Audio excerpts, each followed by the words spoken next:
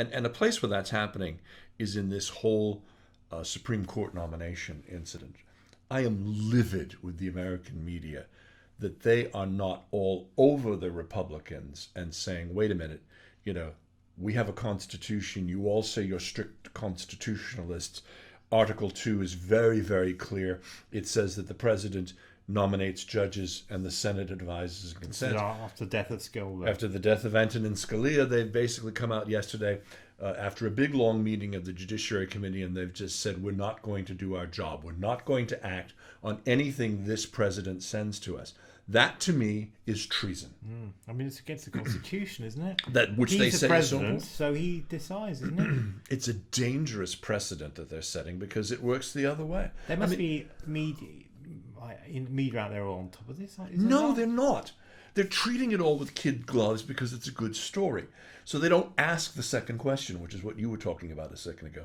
They just let that first question go out there, and then the McConnell and Cornyn and all these guys will stand there and say, we're just not going to do it.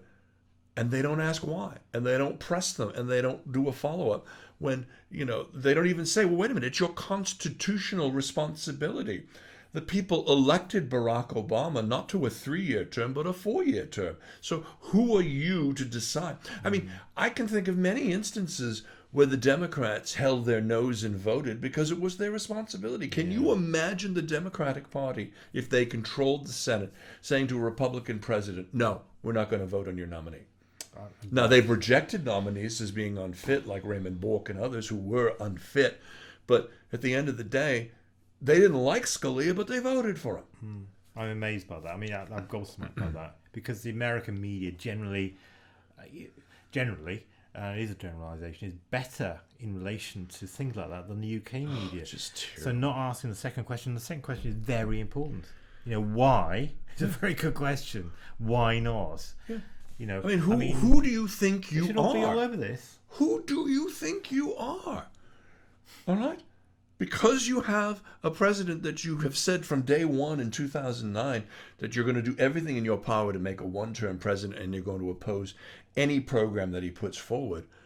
Well, I mean, you've been obstructionists for 7 years, and now the one thing that presidents do get to do, you're not going to let this president do.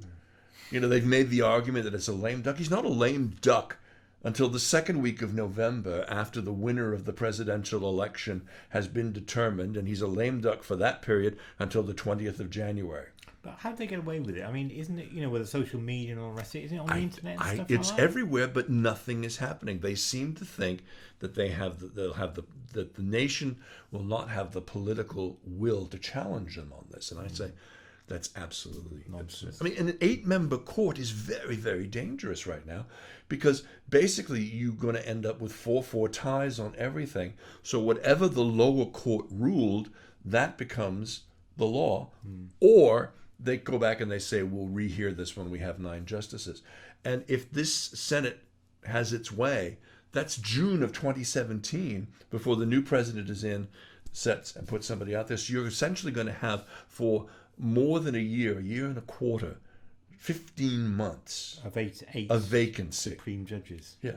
And, they've been able to do this in less than 100 days each time around, but now they're not even going to meet with anybody that Barack Obama. Well, that's bonkers, isn't it? It is. It's incredible. It's bonkers.